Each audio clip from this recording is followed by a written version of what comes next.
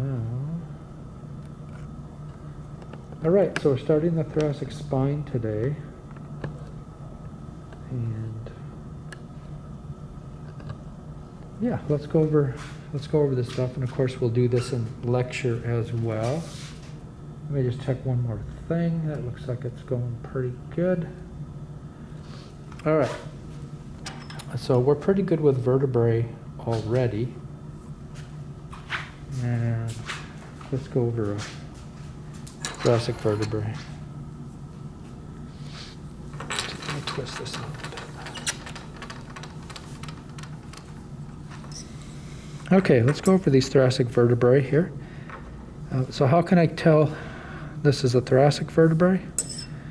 Look at the spinous process. See how downward it is? It's very, very vertical compared to a, let's see, let me grab a lumbar so I can show you.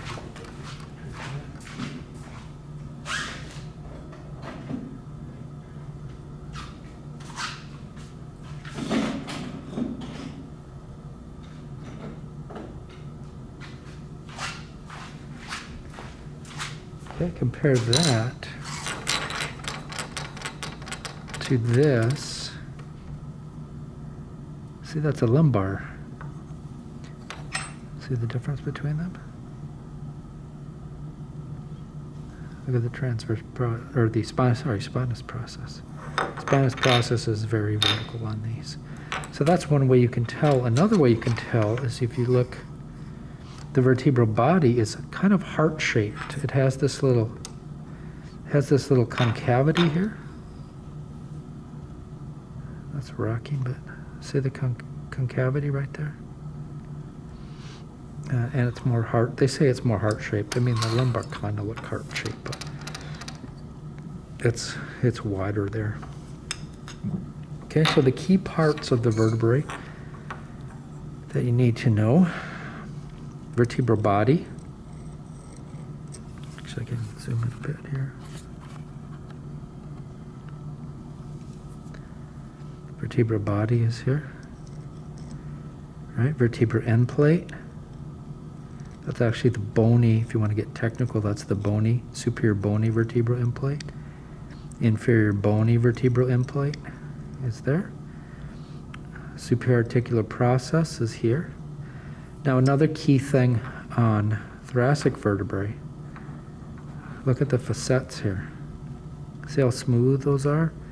So we've talked about those. That's the facet joint. That's the facet of the superior articular process. It's gonna, guess I'm a little too close. Right, facet of the superior articular process. And if I looked at it from this way, kind of a front view, see that's all rough looking. That's just the superior articular process. Okay. Now let's look closely at the body. We have some new stuff here. Kind of hard to see, but see that right there, that circular region? It looks like another facet, doesn't it? And it is another facet. That's called the superior costal demifacet. That's going to connect to the rib. And then we have an inferior costal demifacet down here. And this one doesn't look so facet-like. It's more, this one's a little malformed, but this one right here is the smooth facet portion of that. But we don't see those on lumbar vertebrae, right? Here's the lumbar vertebrae. See, there's nothing there. It's all smooth. And nothing down there in the inferior corners. And then look at the facets, the way the facet faces on the lumbar. See how it's turned more kind of in the facing medially, where the thoracic, the superior facets are almost sticking straight backwards. So they face posteriorly, tiny bit laterally, but mostly posteriorly. So that's another big difference between these. There's another structure. Let's see. Let me get a different one here. It's got a better. Okay, this is nice here. Right. So this is a lateral view. If you look at the transverse process, there's another facet, right? And that's just the transverse costal facet. And the superior costal demifacet and the transverse costal facet, they will connect to the same number rib. So that's the key with that, the same numbered rib. This one, if we look at the inferior costal demifacet, this is a lot better one here. See that?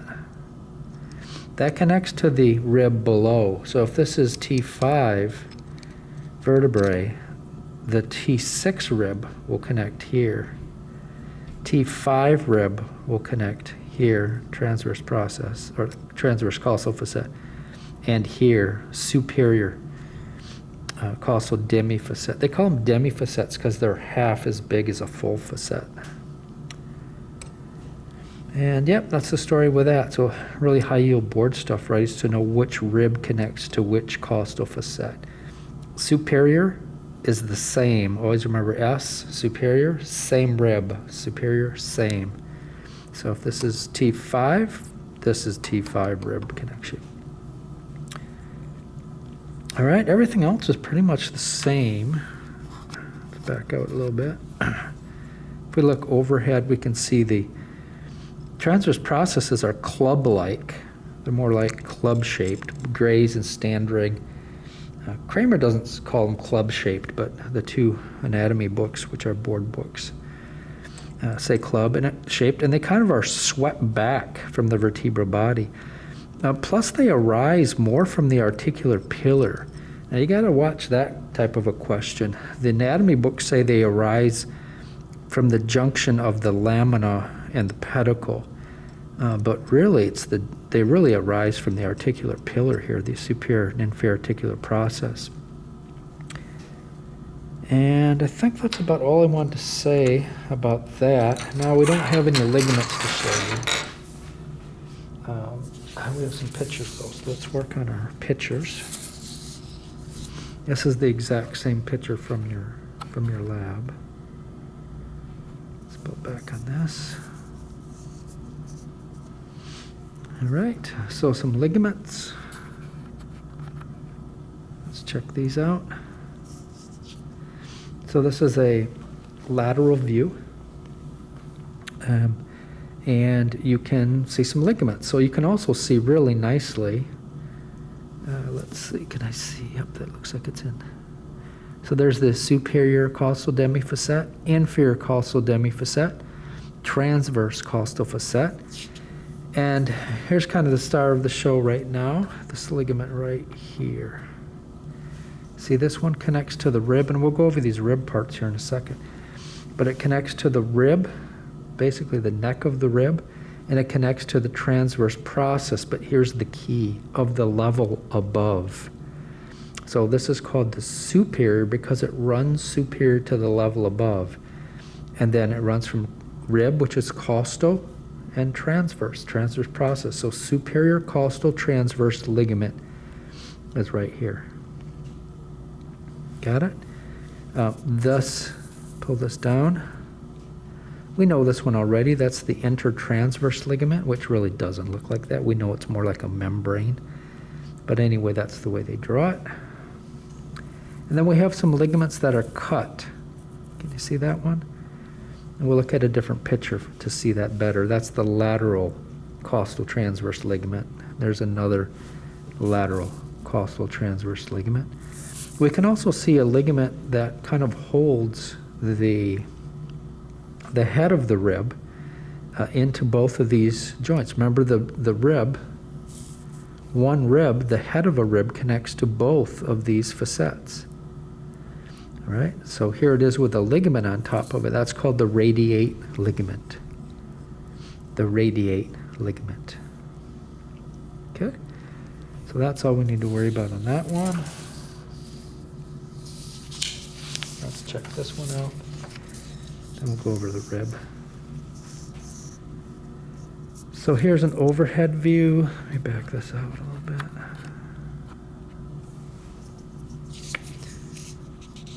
All right, overhead view. This is the superior end plate here.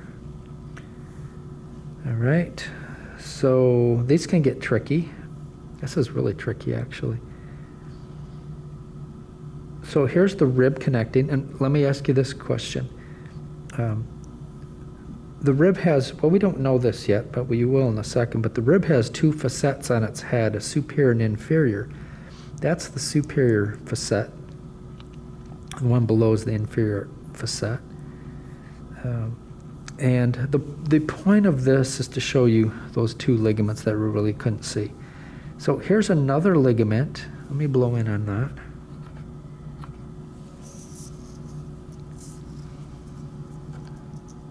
Here's another ligament running between the transverse process and the neck of the rib. And it doesn't, it's the same level. This is, if this is T6, this is also T6. Okay, because this inferior facet, which you can't see, is connected to the superior demifacet, costal demifacet of the same rib. So if this is T6, that's also T6. So this is not spanning across levels. This is the same level. This is all T. This is T6 property, T6 rib, T6 vertebral body. So therefore, this one is just simply called the costal transverse facet. Costal transverse ligament. Costal transverse ligament. Okay? If we go out a little bit further, let's blow this up a little more. There's the tip. The tip of the spinous process, remember we saw it cut on the other ones, but the tip has a ligament that runs in to a part of the rib tubercle, which we'll look at here in a second. This is called the lateral costal transverse ligament. Lateral costal transverse ligament. Costal transverse ligament. The superior costal transverse ligament, it would connect about the same place, but it would be coming like up out of the plane of the page to connect to the vertebrae above. Got it? Pretty straightforward, I think. And now let's go over this rib, and we're done. So the ribs that we have are pretty beat up, so I will have the ribs out for you to look at today, but the pictures are way better than the ribs because they're pretty beat up. Let's back up and look at the whole kind of big picture here. So this is the anatomical position. Into the plane of the page, this is the anterior part of the rib. This is kind of the posterior part of the rib. This is the one that connects into the costal demifacets right here. So the basic parts of a rib, we have an angle where the rib curves. This whole thing from here is called the shaft of the rib. All right. Then we have the tubercle of the rib, which has got some stuff on it. It's got a facet on it, which we'll get to. Then we have the neck of the rib. And then we have the head of the rib, which also has some stuff on it. Okay? This rib is actually upside down because here's the costal groove, which should be inferior, so it really it should be like this. Put it in the real anatomical position. It's kind of hanging off my table, but that's okay. All right, head, neck, tubercle. After the tubercle is the shaft, anterior shaft, anterior part. This connects with costal cartilage, which will connect into the sternum. Here's the angle where it bends really sharply. There's the groove, costal groove, where we have a nerve, artery, and vein running in this direction. Nerve, artery, vein, navel or nave. All right, now let's take a look at this, because most of the excitement is here on the tubercle. So get that out of the way. Let's try to blow this up a little. Let's see what we can see.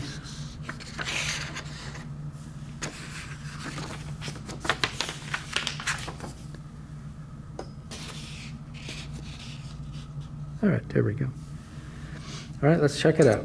So this whole thing is called the tubercle. Neck is right here.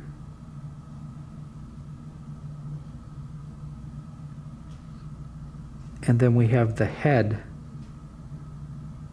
right here. Okay, let's look at the tubercle first. It looks like a couple people are popping in. I'm doing this early, I have a meeting that I have to go to. So I'm doing this early, and I'll post it on YouTube, and I'll post it on Brightspace as well. But you're certainly welcome to hang around if you want to watch this. So let's look at this tubercle. Tubercle has two parts. It has a tubercle within a tubercle here for an attachment of that lateral costal transverse ligament attaches here. Then we have a facet right here that attaches to the other facet on the transverse process. So that's another transverse costal facet on the tubercle of the rib. Then here, there's the neck. That's where the superior costal transverse and costal transverse ligaments arise from the neck. There's no tubercle. You can't really see where those attached from.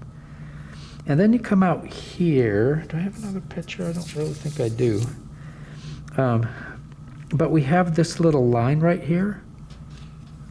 Push this that way. That's the crest of the rib head.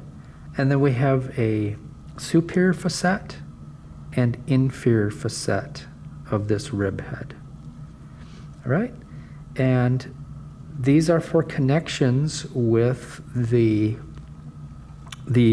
superior and inferior costal demifacets on the vertebral body.